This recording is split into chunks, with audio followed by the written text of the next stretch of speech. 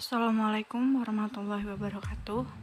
Perkenalkan, nama saya Fajar Menik Mubaginah dari kelas CD. Untuk membuat tempe, yang pertama ada ragi. Nah, ragi kali ini menggunakan cap jago yang teksturnya agak kasar.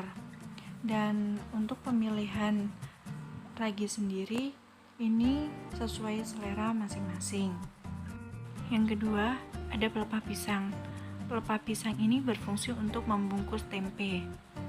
Dan pelepah pisang ini diambil dari pisang yang sudah tua, dari pisang yang buahnya sudah siap untuk diambil, karena itu juga mempengaruhi kematangan tempe dan rasanya. Untuk yang ketiga, di sini ada tempat penggilingan yang gunanya untuk menggiling kedelai yang sudah direbus.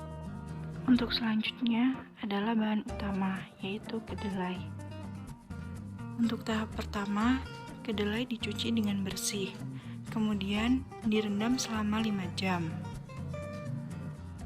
Setelah direndam, kemudian kedelai direbus, kurang lebih selama 1 jam. Setelah direbus, kedelai digiling, kemudian dibilas dengan air bersih. Nah, waktu perebusan itu tidak boleh bentar karena agar kedelainya tidak keras, dan kedelai juga tidak boleh direbus terlalu lama agar saat penggilingan kedelai tidak hancur. Dan setelah kedelai dibersihkan, kedelai direndam selama semalaman. Setelah direndam semalaman, kemudian perebusan tahap kedua. Nah, untuk perebusan tahap kedua ini kurang lebih selama 2 jam atau sampai busanya itu habis. Nah, untuk perebusan ini tidak boleh terlalu lama karena dapat mempengaruhi rasa. Jadi jika kelamaan direbus, rasanya bisa getir. Setelah perebusan tahap kedua selesai, kemudian kedelai diangkat dan ditiriskan di atas pelepah pisang. Untuk tahap peragian sendiri, kedelai tidak boleh terlalu panas, tetapi juga tidak boleh terlalu dingin. Jika terlalu dingin, untuk proses pencampuran dengan ragi dapat terganggu. Pematangannya tidak sempurna atau kurang bagus, karena pembungkusannya menggunakan pelepah pisang. Dan untuk proses peragian ini, cuaca sangat mempengaruhi. Pada saat cuaca panas, butuh 1 bungkus ragi. Dan jika pada saat cuacanya dingin, membutuhkan setengah bungkus ragi. Setelah tahap peragian, kemudian ditutup agar lembab. Dan untuk pertumbuhan mikroba jamurnya itu kurang lebih sekitar 48 jam. Dan ini adalah hasil dari pertumbuhan mikroba selama 48 jam. Poin ketiga, apa jenis-jenis mikroba yang berperan? Pada fermentasi tempe, mikroorganisme yang berperan dominan adalah Rhizopus oligosporus. Selain itu, diketahui bahwa ada jenis mikroorganisme lain yang tumbuh pada proses fermentasi tempe seperti Rhizopus oryzae, Rhizopus stolioiner, Rhizopus formosensis, Rhizopus aslamidorsporus, Rhizopus arrhizus. Rhizopus oligosporus sendiri berperan untuk menghasilkan enzim fitase yang memecah fitat, membuat komponen makro pada kedelai dipecah menjadi komponen mikro, sehingga tempe lebih mudah dicerna dan zat gizinya lebih mudah terserap.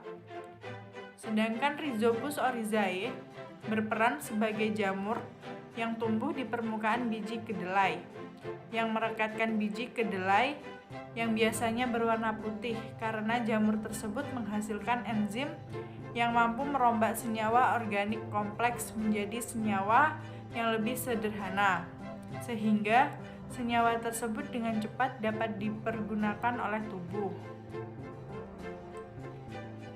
Poin keempat, apa nama metabolit yang dihasilkan? termasuk primer atau sekunder? Proses pembuatan tempe pada dasarnya adalah proses fermentasi dengan didahului oleh berbagai proses lainnya.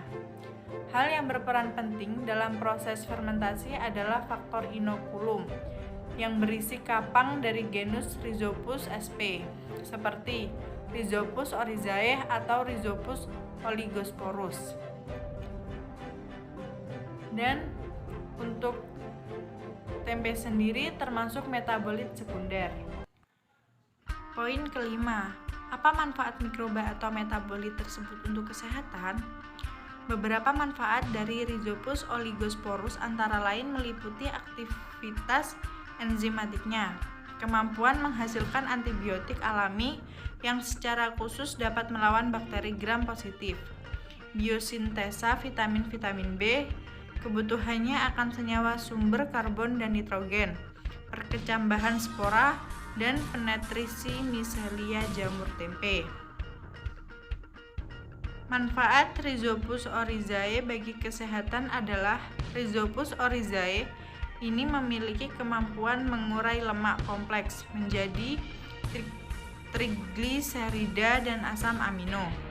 Selain itu, jamur Rhizopus oryzae mampu menghasilkan protease.